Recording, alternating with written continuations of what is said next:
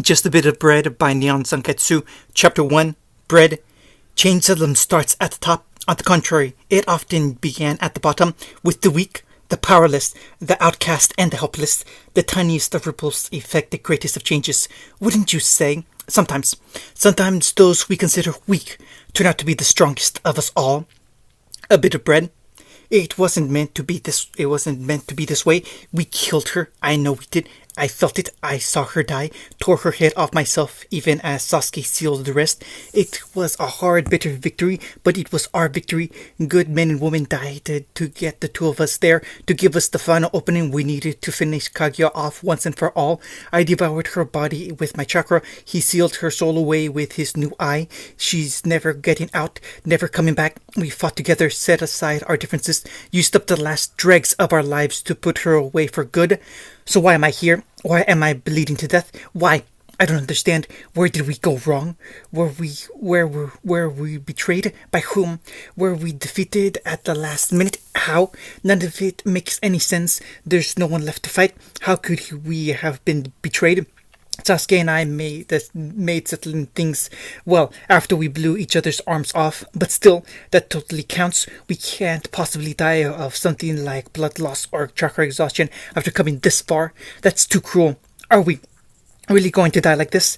Just like that? There's no one left to help us. All our allies gave their lives to get us to bring us to this moment. Is there anyone left in this world? Did our battle burn it down to a husk, a faded remnant of its former self? No, there must be something left. Someone. There has to be. We can't go out like this. Here I am, lying on the ground, guts gripping in the dark. I can see their bodies all around me. Sasuke, Sakura, even Kakashi, everyone I've ever failed, and the others. So many bodies, so many ghosts. In the end, I couldn't save them. Could I? Couldn't save anyone. We won the battle, but lost the war. It's not fair. What good is all this power if I can't help anyone? If I can't save anyone? Damn it. Move. You stupid body. Don't just give up now. Don't quit. Fight. Damn it all. Don't close your eyes. Don't fall asleep. You won't wake up again. Kurama, are you there? Did you die too? Come on, Furball. Help me out here. You can't be gone. You can't be... Shikaku, guys. Anyone? Guess not, huh? I'm cold. I'm scared. I fought. I lost. Now I rest. That's the way life should be, right? You spent your life striving to a single point, then burn out. Is this what I get for trying? Maybe Madara was right. Maybe a dream would have been better than this. No, I refuse to believe that. If there's a God out there, please, not like this. I don't want to go out like this. I can't, not without knowing why. Did I accomplish anything worthwhile? Did my life truly matter? Give me a chance to find out. That's all I ask. I don't care how many lives it takes. I'll gladly die over and over and over again if that's what it takes. Please, let me save everyone in front of me. If it's too late for my friends, then another world, good or evil, I don't care if I have to start over. Let there be some meaning to in my end. Let me make a difference. Let me help someone. I'll do whatever it takes. So, please, just one more chance. Let me save someone. Just one life. Let me make a difference. I'm begging you here. Then carry on, my wayward son. Carry on. There'll be peace when you are done. Lay your weary head to rest. Everything hurt. Her arms, her legs, even her poor tummy. No, especially her tummy. She hadn't eaten in 3 whole days now, hadn't had water in 2. Her world was pain. Her tongue was all but glued to the roof of her mouth, unable to move. She tried to eat it if she could. The mere act of moving took nearly everything she had and more. Sent sharp shards of pain skittering down her broken leg like thousands of angry black spiders. Just the thought of it made her shudder and shiver as she curled her little body into a ball. Emerald hated spiders. She was only a child after all. Girls were afraid of bugs. Bugs were nasty. Yucky, icky. She'd eat a bug now if she could catch one. Anything to stave off the hunger shredding her stomach. All the while, the steering summer sun of vacuole relentlessly beating down on this girl in her ratty green dress, a harsh reminder of reality. On some distant level, Emerald knew she was dying, wasting away in a slow death of fevered starvation alongside a broken heart. No one cared about an orphan in vacuole. They were as common as the very grains of sand themselves. They cared even less so when said orphan made their living as a thief. Not a very good one at that.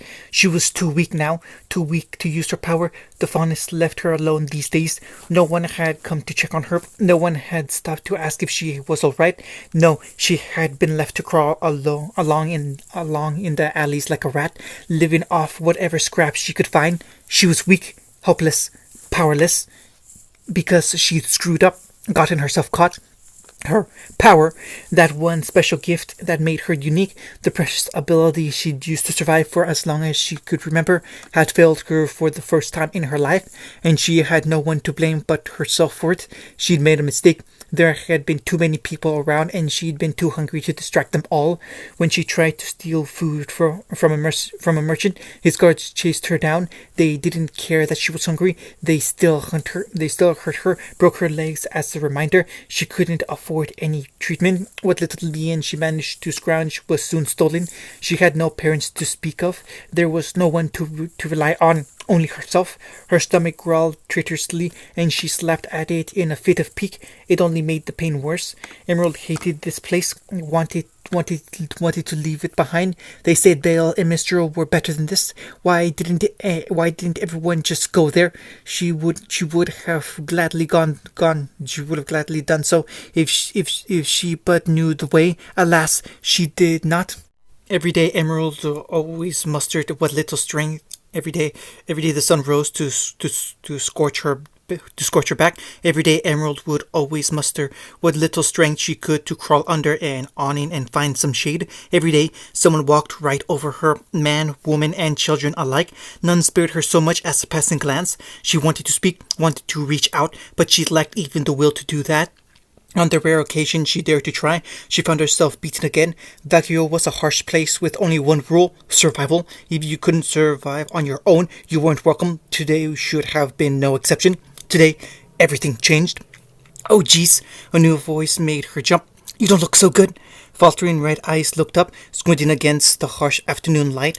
Whoever they were clad in little more than dirty rags, none like her own. His might have been red once upon a time, before the sand and the sun bleached them of color. Silhouetted against that blinding radiance, she glimpsed a boy nearly of her age in the light, sharp eyes the color of bright blueberries. Her stomach glowered at the thought gazed down at her, framed by whiskered cheeks alongside a messy mop of blonde hair. Wait, one of those eyes was blackened by a bruise, as if he'd gotten in a fight of some sort. But there was something else, something her blurry vision couldn't quite discern. Emerald blinked again as she squinted into the sun. Only then did she glimpse the pair of golden, furry ears jutting out of that tawny mane. Faunus, then. Oh no, realization dawned, bringing with it a yawning abyss of horror that threatened to swallow her whole. Faunus were worse than people. She'd seen them do terrible things to those who dared cross them, and here she was, a helpless child barely able to crawl away. Was that a weapon in his hand? Fear blazed to life in her chest and emerged as keening sound through her teeth. She couldn't run, couldn't fight. She was easy prey. Emerald curled into a fretful ball. Go away. Her own words emerged as a dry croak. I don't have anything left to take. Why are you doing that? The boy's voice asked, utterly befuddled.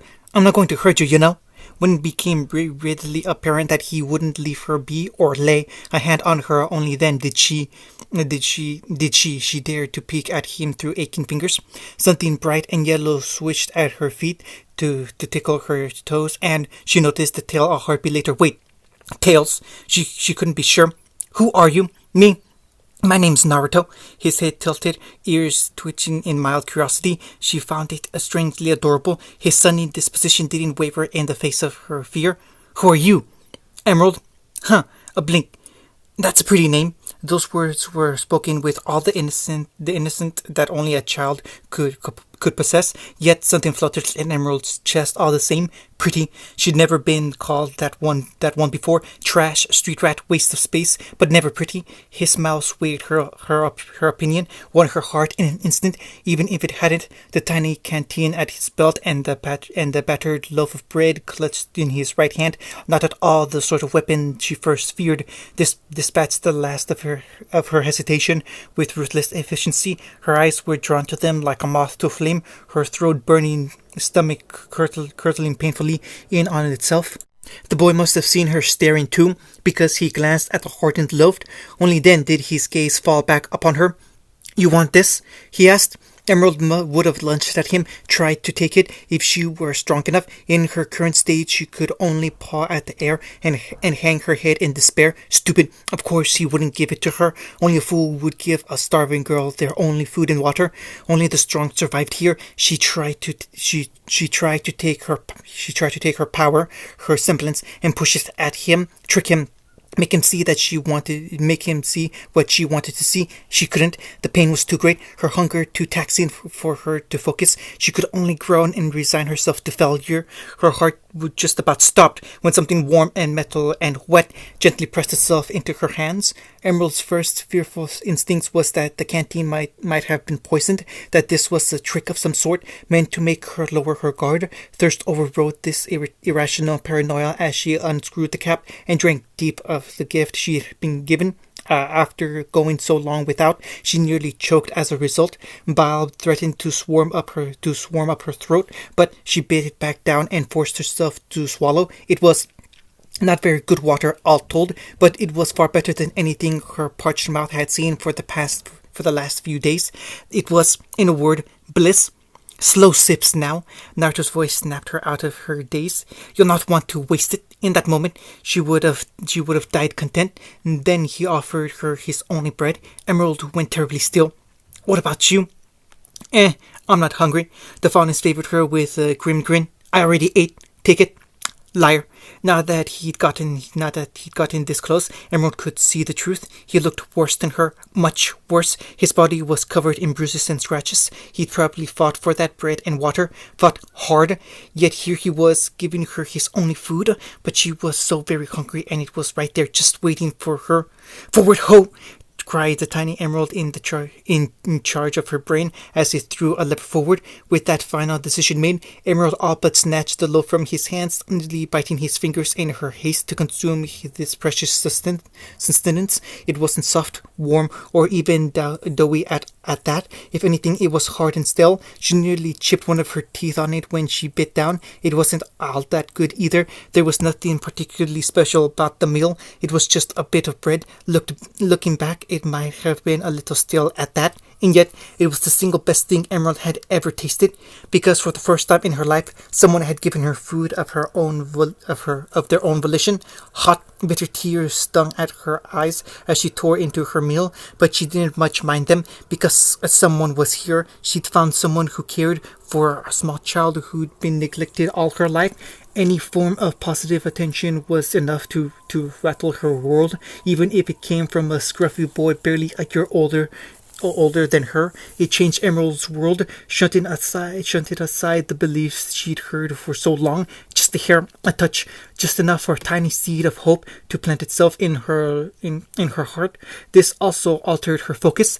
There was something about his eyes. They seemed older somehow. Impossible, surely. She must be imagining things. As she polished off the last of her meal, her gaze turned back to her savior.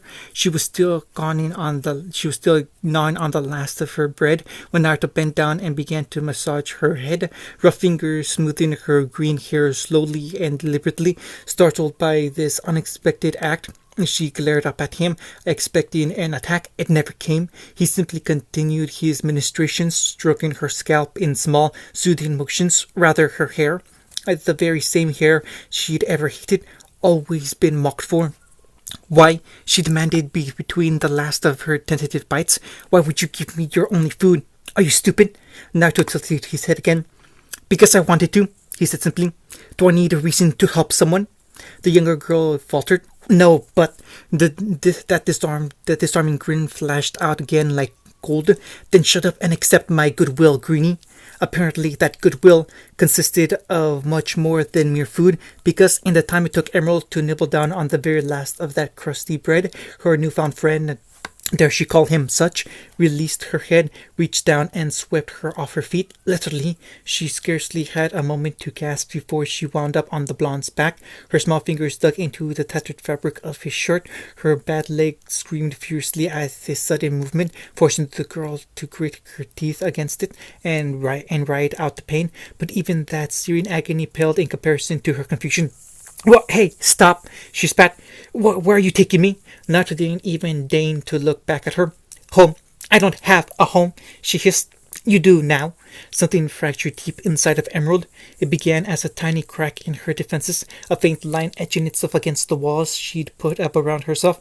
A faint tremor rattled her shoulders, followed by a full body shiver. She fought it at first, refusing to accept the truth.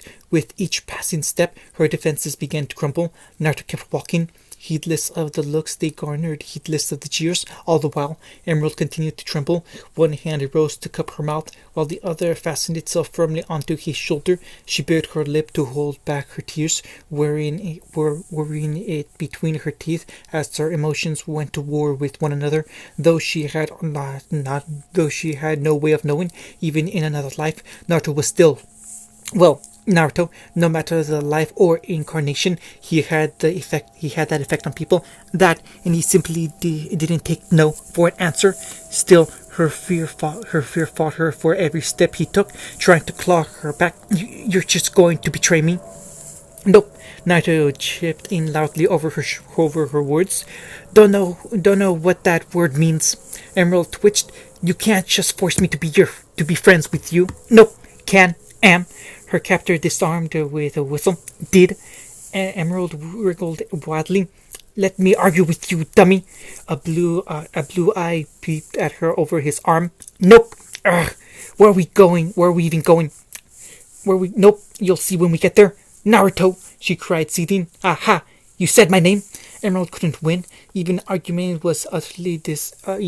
Every argument was utterly dismantled before she could find her footing, each path crumbling. Resistance was futile. Much to her dismay, she soon realized she didn't want to win this fight. It was far too late for her. She wanted to hold on to this tiny, fragile hope in her chest, cradle it for all it was worth. At some point, she realized that her leg had stopped hurting her altogether. The boy had done something, used some strange power to heal her while they bickered and came crashing down, and she hadn't even noticed. When she realized that, the last of little Emerald's walls came crashing down, and she was lost. She wept and sobbed and wailed and clung onto Naruto's back for dear life, terrified that he would finally come to his senses and drop her at any moment. He didn't. He never did. And for that single act of kindness, that tiny transient friendship between two children, a ripple formed. That ripple would one day become a towering wave, sweeping everyone before it. The echoes of this action would forever shape the world to come. But for now, it was just a bit of bread. Previews. "We're late." Naruto's eyes snapped open a heartbeat before a pillow collided with his face. He caught the first, not so the second. No, the second was anything but an illusion. It smacked him right on the nose and sent him tumbling out of bed like a startled Ursa. "Hey, what the hell, Elm?" "Shush, we worked our asses off to get out of that hole in vacuo. I'm not going back there because you slept in." "Slept in for what?" A teenager blur shot past him, shedding and donning clothes in a writhing whirlwind of brown and green. "You dolt, we're going to be late for the hunter exam. Quick, use your semblance to get us there." His ears twitched. "What? No, I'm not some glorified teleportation taxi. I'll buy you a week's worth of ramen," she shot back. Blue eyes lit up. "Done." "Huh." Naruto noted that guy just died. Emerald shrugged. "And nothing of value was lost." With a silent fist bump, Gold and Emerald continued onward. "We stick together, no matter what." He thought he saw her blush just a touch. Always. End of chapter 1.